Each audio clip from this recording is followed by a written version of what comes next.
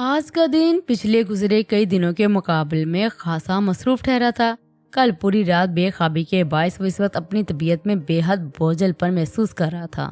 زندگی ایک ایسے موڑ پر کھڑی تھی جہاں سے منزل کا کوئی اتا پتہ معلوم نہ تھا۔ اس شادی سے تو اسکندر پہلے بھی خوش نہ تھا، مگر کل کے بعد سے وہ ربیل کو ترس اور رحم کی نگاہ سے دیکھنے لگا تھا۔ اس رشتے میں آنے کے بعد شاید یہ پہلی بار تھا کہ اس کے لیے کوئی احساس اپنے دل میں پنپتا محسوس ہوا تھا۔ شاید جو اس رات اس کے ساتھ ہوا تھا ایسا پہلے کبھی نہ ہوا تھا، اسی وجہ سے شاید اس کے منہ سے یہ سب سن کر وہ اتنا عجیب برتاؤ کر رہی تھی۔ شاید یہ اس کے لیے اتنا آسان نہ ہو، مگر اگر وہ یہ حالات خود پر رکھ کر جانچتا تو اسے ایک ہی جواب ملتا کہ وہ اس حقیقت کو بآسانی قبول کرتا، پہلی فرصت میں اپنا علاج کرواتا۔ بہرحال ضروری نہیں کہ جو چیز اس کے لیے آسان ہو وہ دوسرے انسان کے لیے بھی اتنی ہی آسان ہو۔ ہمارے معاشرے میں اس بات کو تسلیم کرنا بہت زیادہ مشکل امر ہے، یا پھر ہماری خود ساختہ سوچوں نے دماغی بیماریوں کو تسلیم کرنا ناممکن بنا دیا ہے۔ دماغی بیماریوں کے وجود کو سراسر جھٹلا دینا ہمارے معاشرے میں قیام پذیر موذین کا وتیرہ بن چکا ہے۔ نفسیاتی امراض ہونا عام بات ہے جس کو بنا کسی جانچ پر کے ہمارے معاشرے میں پاگل پن سے مشابہ سمجھا جاتا ہے۔ اگر کوئی بھی انسان کسی بھی چیز کو لے کر دماغی طور پر پرسکون نہیں ہے تو اپنی زندگی میں گزرے یا پھر گزر رہے واقعات حالات کے ساتھ دماغی طور پر اچھے سے انصاف کرنے سے قاصر ہے، تو وہ سب کے سامنے خود پر گزر رہی رودات بھی نہیں سنا سکتا، کیونکہ اس شخص کے جذبات ہمارے سامنے کمزور پڑ گئے۔ وہ متعلقہ شخص ہمارے سامنے رو دیا تو سب سے پہلے اس کی آو فغا کو ہم یہ کہہ کر آگے والوں کو بتائیں گے کہ بھئی فلاں تو بڑا ہی ناٹک رچاتا ہے۔ ہمیں اس چیز سے کوئی سروکار ہی نہیں کہ دوسرا کوئی انسان کیسا محسوس کرتا ہے، کسی کی زندگی میں کیا پریشانی ہے۔ اسکندر یہ بات جانتا تھا کہ وہ خود ایک انا پرست شخص ہے جس کی انا اس کے لیے ہر چیز سے بڑھ کر ہے، اور شاید اس کے سنگ نرمی کا برتاؤ کچھ وقت کے لیے ہی کر پاتا۔ وہ نہیں کر سکتا تھا کسی کی دل جوئی۔ وہ سمجھ سکتا تھا اس نے بہت ہی کم عمری میں ایک بہت بڑا سانحہ سہا ہے۔ اس کی دماغی حالت کے حوالے سے اپنی ماں کو آگاہ کرنا چاہتا تھا، مگر وہ یہ بات اس کی مرضی کے بغیر کسی کو نہیں بتا سکتا تھا، بلکہ وہ بتانا بھی نہیں چاہتا تھا اس کی اجازت کے بغیر کسی کو۔ وہ بہت سوچنے کے بعد ایک بار پھر نفسیاتی امراض کے ڈاکٹر کے پاس چلنے کو اس سے راضی کرنے کا فیصلہ کرتا اپنے کمرے سے نکل کر اس کے کمرے میں آیا تھا۔ وہ کمرے کا دروازہ احتیاط سے کھول کر اندر آیا تھا۔ عائشہ بیڈ پر سوئی پڑی تھی اور اس کے ارد گرد تکیے سیٹ کر کر رکھے گئے تھے۔ وہ چاروں طرف نگاہ گھما کر اس کو تلاش کرنے لگا، مگر آج پھر وہ اپنے کمرے میں موجود نہ تھی۔ وہ سیدھا بیلکونی میں آیا۔ اس کی توقع کے عین مطابق وہ آج پھر بیلکونی میں ٹھنڈے فرش پر بیٹھی تھی، نہ جانے کون سے مراقبے میں ڈوبی تھی۔ اسکندر ابھی بیلکونی کی دہلیز پر کھڑا تھا کہ ٹھنڈی ہوا کا جھونکا اسکندر کے وجود کو ٹھٹھرا گیا تھا۔ اسکندر گہری سانس بھرتا اس کے برابر بیٹھا تھا۔ اسے اپنے اتنے قریب بیٹھتا دیکھ وہاں سے اٹھ کر واپس اندر جانے لگی تھی۔ اس سے پہلے کہ وہ اٹھ کر اندر چلی جاتی، اسکندر نے اس کا ہاتھ تھام کے اسے اٹھنے سے روک دیا تھا۔ اسکندر کے ہاتھ کا لمس اپنی ہاتھ کی پشت پر محسوس ہوتے اپنی جگہ سے خوف سے کانپ گئی تھی۔ سینے میں موجود دل اتنا دھیما چلنے لگا تھا کہ ربیل کو ایک پل کو ایسا محسوس ہوا جیسے اس کا دل بند ہو گیا ہو۔ اتنا گھبرا کیوں رہی ہو؟ اسکندر اس کے چہرے پر اس قدر خوف دیکھ خود بھی حیران رہ گیا تھا۔ اس نے سب کچھ بھی نہیں کیا تھا کہ وہ خوف سے زرد پڑ جائے۔ جان بوجھ کر رہے نا آپ یہ سب؟ گھبراہٹ کے باعث ربیل کی آواز کانپی۔ اسکندر نے اسے شدید ناسمجھی سے تکا۔ معافی چاہتا ہوں، مگر مجھے اندازہ نہیں ہے کہ میں نے ایسا کیا کر دیا ہے۔ وہ ایک پل کو حیرت زدہ رہ گیا تھا۔ اس کے اس قدر انجان بننے پر وہ اپنے لب کچل کر اسے بے بسی سے دیکھ کر اپنا سر دیوار پر ٹکا گئی تھی۔ بند آنکھوں کو دھیرے سے وا کر اس نے ایک نظر آسمان کو تکا۔ وہ شدید اذیت کے زیر اثر مسکرائی تھی۔ اس نے سخت گہری سانس خارج کی۔ وہ اپنے احساسات سے چھپانے کی کوشش کر رہی تھی، مگر اس کی آنکھوں سے گرتے آنسو کے قطرے اس کا بھرم نہ رکھ سکے۔ اسکندر نگاہیں ترچھی کیے خاموشی سے اس کی چہرے کے اتار چڑھاؤ دیکھ رہا تھا۔ شاید کچھ کہنا چاہتی تھی یا پھر بہت کچھ کہنا چاہتی تھی، مگر ان کے بیچ حائل اجنبیت کی دیوار اسے مکمل طور پر اسکندر کے سامنے اس کے جذبات کھولنے نہیں دے رہی تھی۔ آپ مجھے پاگل ثابت کرنا چاہتے ہیں؟ پاگل سمجھتے ہیں نا آپ مجھے؟ کیوں؟ آخر کیوں پاگل ثابت کرنے پر تلے آپ مجھے؟ آپ کو اندازہ نہیں ہے رامس کے انتقال کے بعد لوگ میرے بارے میں کیا سوچتے ہیں۔ پلیز پلیز میرے ساتھ ایسا مت کریں، میں ہاتھ جوڑتی ہوں آپ کے آگے۔ وہ یہ بات مشکل اپنی بات کہہ پائی تھی کہ رونے کے باعث بار بار ربیل کی آواز گھٹنے لگی تھی۔ ہر آدھی بات کے بعد وہ شدت بھری سسکی بھرتی جسے دیکھنا چاہتے ہوئے اسکندر کا دل پسیج جاتا۔ اسکندر پوری طرح سے اس کی جانب مڑا تھا۔ تم پاگل نہیں ہو، میری بات غور سے سنو۔ तुम पागल नहीं हो, और ये चीज सबसे पहले तुम्हें खुद समझने की जरूरत है। तुम किसी अच्छे नफ्सियाती डॉक्टर की जरूरत है जो तुम्हारे छोटे से दिमाग में बैठी बेकार उलझनों को निकालने में तुम्हारी मदद कर सके। आज के दौर में नफ्सियाती डॉक्टर के पास जाना एक आम बात है।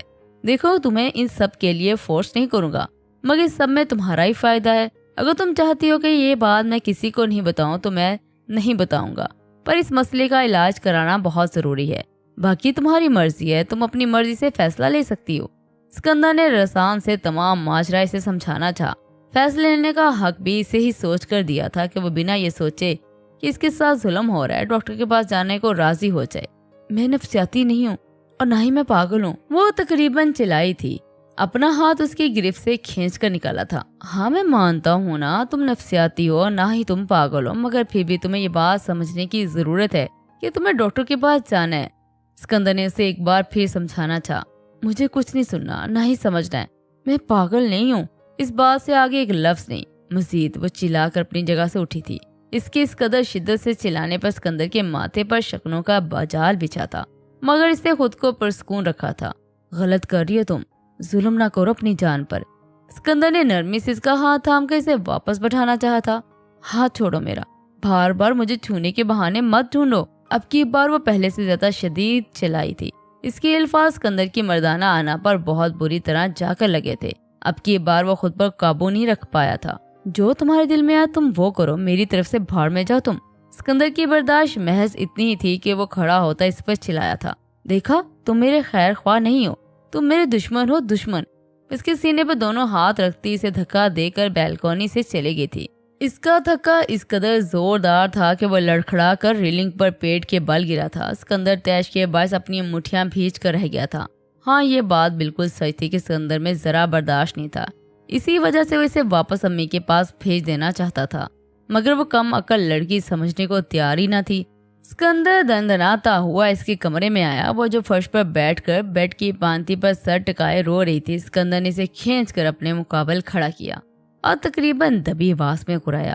अगर तुम चाहती हो कि मैं किसी को ये ना बताऊं कि तुम पागल हो, इसके लिए तुम्हें कल मेरे साथ डॉक्टर के पास जाना पड़ेगा।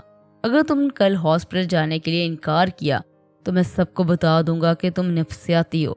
फिर सबको पता चल जाएगा कि तुम पागल हो। बस सांस रोके बेयकीनी की आलम में इसे देख रही थी। इसका चेहरा एक बार फिर खौफ से जर्द पड़ चुका था। इसके चेहरे पर इस कदर लाचार की दर आई थी कि सिकंदर को दुख हुआ अपने कहे अल्फाज पर, मगर वो इस वक्त इसके साथ नरमी नहीं बरत सकता था। हाँ, ये हकीकत थी, वो सिकंदर के लिए बिल्कुल अहम नहीं थी, मगर बेल इसकी बेटी के लिए बहुत अहम थी। वो अपनी बेटी की जिंदगी अंधेरों में डूबती हुई नहीं देख सकता था। सिकंदर इसका बाजू छोड़ता बाहर निकल गया था। मैं कहीं नहीं जाऊंगी, वो सिकंदर के निकलते अपनी पूरी ताकत लगा कर चिल्लाई थी, मगर इसके चीखने चिल्लाने पर तवज्जो दिए बगैर अपने कमरे का दरवाजा बंद करता सोने चला गया था। रबेल अपना सर थाम कर रह गई थी। यकदम कमरे में इसकी सिसकियां गूंजने लगी थीं। अगले दिन सुबह जब सिकंदर कमरे से बाहर निकला तो रबेल किचन में लगी काम कर रही थी। वो खामोशी से लॉन्च में आकर बैठा। कुछ देर बाद रबेल ने इसे नाश्ते के लिए बुलाया। वो भी खामोशी से उठा और जब नाश्ते के लिए इसे बुलाने किचन से बाहर आई तो सिकंदर ने देखा वो तैयार थी।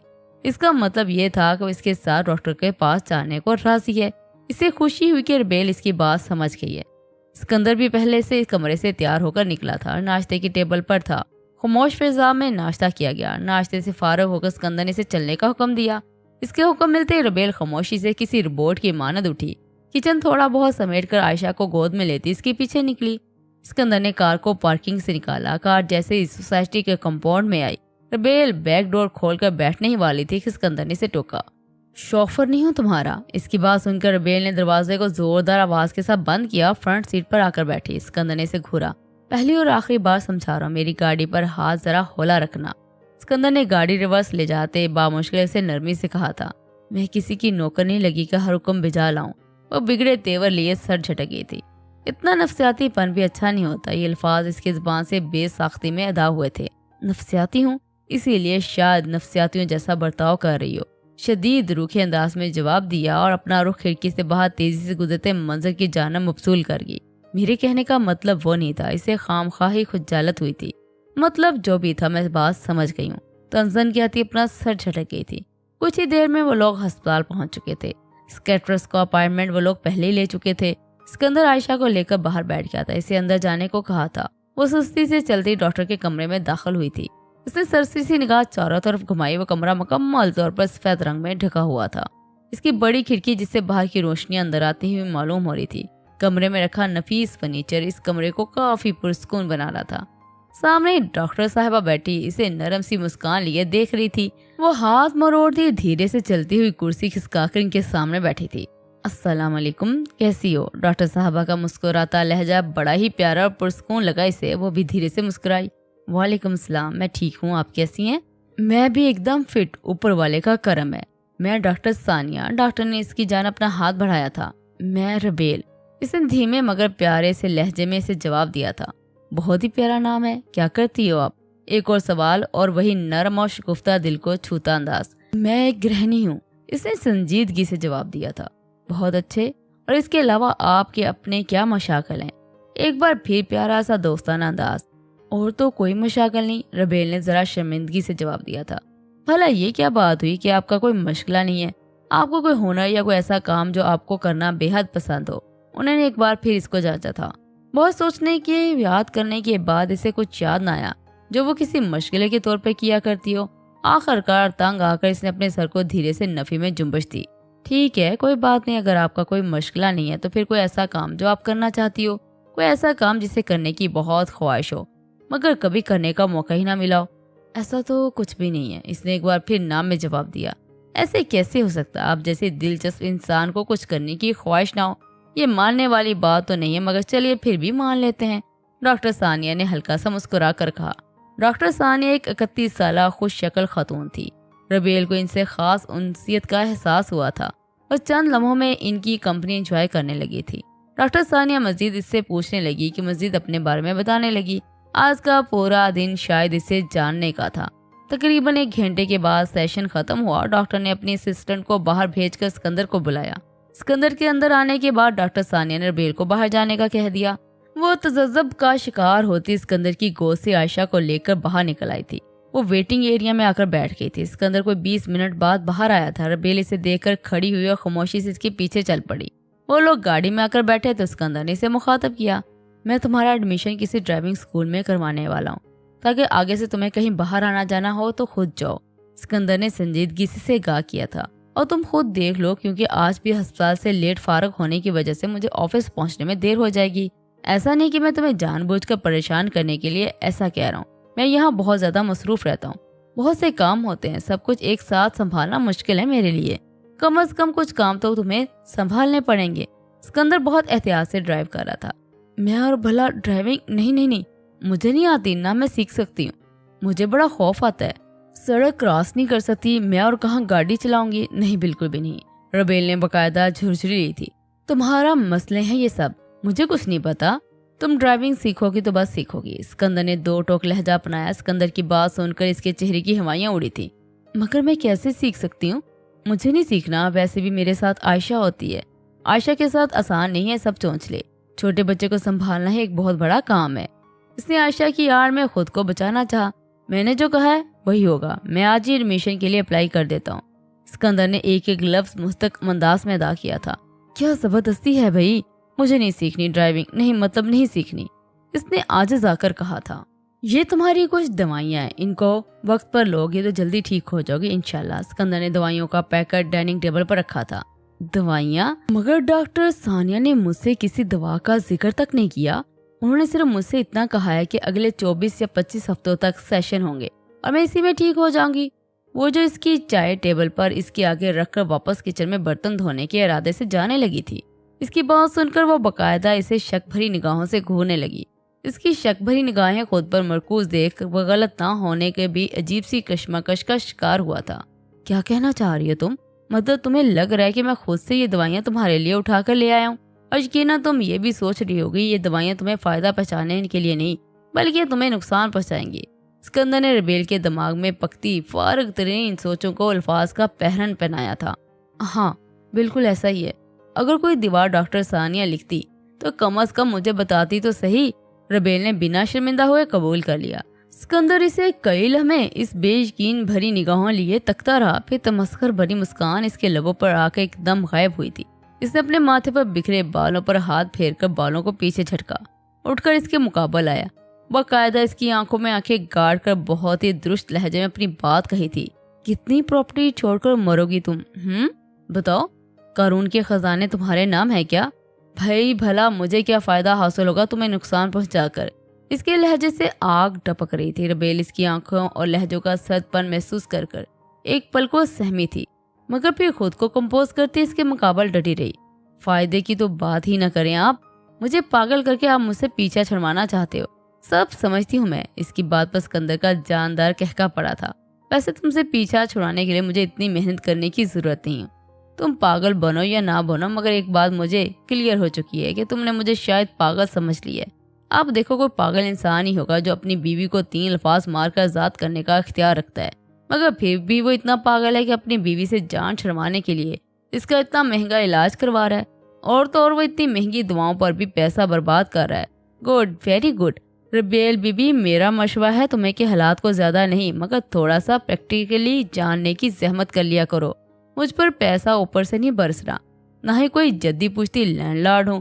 پورا مہینہ گدوں کی طرح خوار ہونے کے بعد کہیں میرے مہینے کی تنخواہ کے آگے 5 صفرے لگتے ہیں، اور میں اتنا بھی پاگل نہیں ہوں کہ اپنی محنت کی کمائی اس طرح جھونک دوں۔ سکندر کی بات سن کر اس کا چہرہ انت سے سرخ پڑا تھا۔ تو نہ جھونکی اپنی محنت کی کمائی مجھ پر۔ میں نے نہیں کہا کہ آپ اپنی محنت کی کمائی مجھ پر برباد کریں۔ وہ خفگی بھرا لہجہ اپناتی کچن میں واپس چلے گئی تھی۔ سکندر نے اپنی کمر پہ ایک ہاتھ رکھ کر مڑ کر محترمہ کے تیور جانچے اور برداشت کرنے کی کوشش کرنے لگا۔